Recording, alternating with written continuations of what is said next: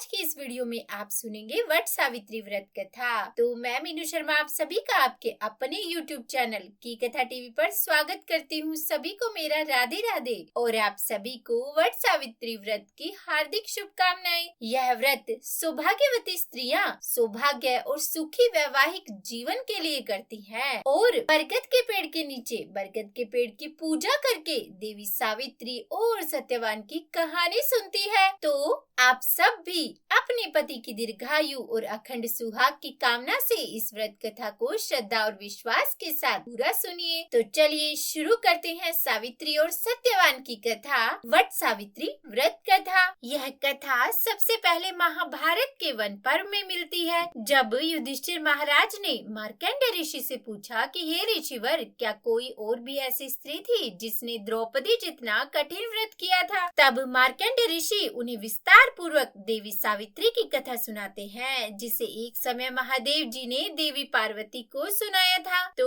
उस कथा के अनुसार मध्य देश के राजा अशुपति ने पत्नी सहित संतान के लिए सावित्री देवी का विधि पूर्वक व्रत और पूजन करके पुत्री होने का वर प्राप्त किया था। सर्वगुण संपन्न देवी सावित्री ने पुत्री के रूप में अशुपति के घर कन्या के रूप में जन्म लिया। कन्या के युवा होने पर अशुपति ने अपने मंत्री के साथ सावित्री को अपना पति चुनने के लिए भेज दिया। सावित्री अपने मन के अनुकूल वर का चयन करके जब वापस लौटी तो उसी दिन देव ऋषि नारद जी भी उनके यहाँ पधारे। तब नारद जी के पूछने पर सावित्री ने कहा कि महाराज, द्युम्नसेन के पुत्र सत्यवान की कीर्ति सुनकर मैंने उन्हें अपने पति के रूप में वरण कर लिया है। जब नारद जी ने सत्यवान और सावित्री के ग्रहों की गणना की तो उन्होंने अशुपति को बधाई दी और सत्यवान के गुणों की भूरी भूरी प्रशंसा की। साथ ही उन्होंने यह भी बताया कि सत्यवान के 12 वर्ष की आयु होने पर ही सत्यवान की मृत्यु हो जाएगी, यानी कि 1 साल बाद ही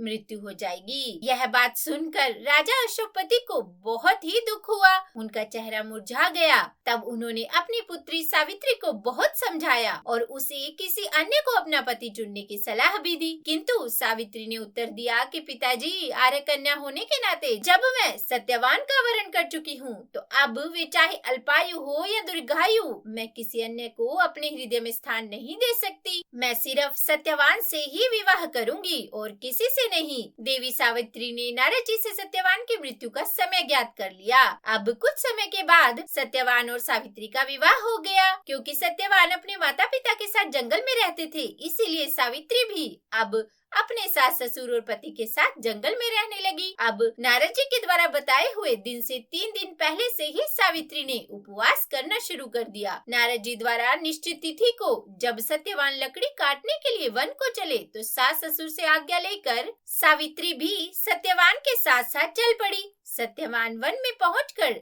लकड़ी काटने के लिए वृक्ष पर चढ़े।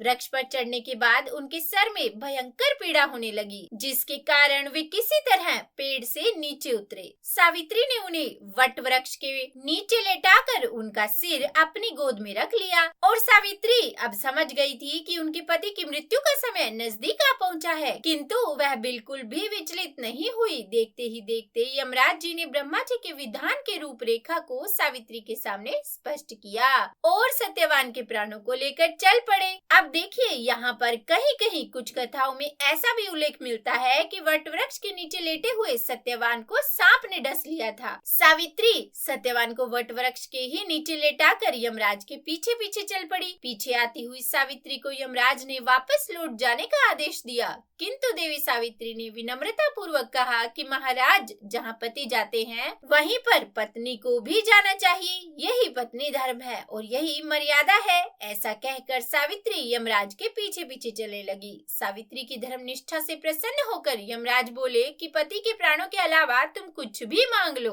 तब सावित्री ने यमराज से अपने सास ससुर की आंखों की ज्योति और दीर्घायु मांगी, क्योंकि सावित्री के सास ससुर अंधे थे। अब यमराज तथास्तु कहकर आगे बढ़ गए। सावित्री फिर भी यमराज जी का पीछा करती ही रही, उनके पीछे पीछे ही चलती रही। यमराज ने पीछे पीछे आती हुई सावित्री से फिर वापस लौट जाने का आग्रह किया तो सावित्री बोली कि प्रभु, पति के बिना नारी के जीवन की कोई सार्थकता नहीं। तो यमराज जी ने अब की बार सावित्री के पतिव्रत धर्म से खुश होकर फिर से वरदान मांगने को कहा। इस बार उन्होंने अपने ससुर का खोया हुआ राज्य वापस दिलाने की प्रार्थना की। तब तथास्तु कहकर यमराज जी फिर आगे चल पड़े।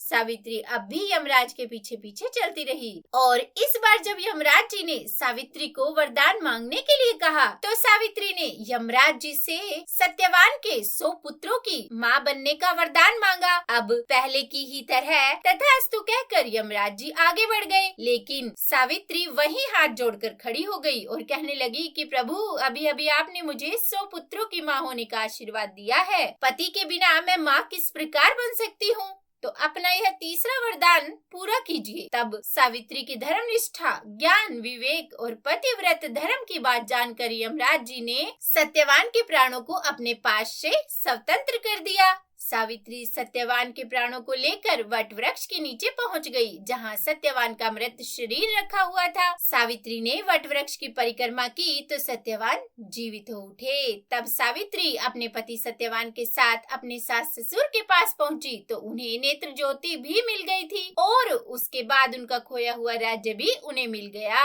आगे चलकर सावित्री 100 पुत्रों की माँ बनी। इस प्रकार सारा संसार सावित्री के पतिव्रत धर्म के पालन की प्रशंसा करने लगा। पूरे संसार में उसके पतिव्रत धर्म के पालन की कीर्ति गूंज उठी और तभी से वट सावित्री व्रत रखने की परंपरा प्रारंभ हो गई। तो यह थी वट सावित्री व्रत कथा। इस प्रकार यह मान्यता है कि देवी सावित्री को अपने पति का जीवन पुनः वट यानी कि बरगद के पेड़ के नीचे ही मिला था और कहा जाता है कि इस पेड़ की जड़ों में ब्रह्मा, तने में विष्णु और ऊपरी भाग में भगवान शिव का वास होता है। इसीलिए इस व्रत में बरगद के वृक्ष की परिक्रमा और पूजा की जाती है। तो जो भी नारी भक्ति से इस व्रत को करती है, वट सावित्री व्रत कथा सुनती है, वह सावित्री की ही तरह दोनों कुलों का उद्धार कर पति सहित चिरकाल तक सुख भोगती है। तो उम्मीद करती हूँ आपको यह वीडियो पसंद आई होगी। अगर अच्छी लगी हो वीडियो तो लाइक एंड शेयर कर दीजिएगा और चैनल पर नए हैं, सब्सक्राइब नहीं किया तो सब्सक्राइब भी कर ही दीजिएगा। और हाँ, कमेंट बॉक्स में हर हर महादेव जरूर लिखिएगा।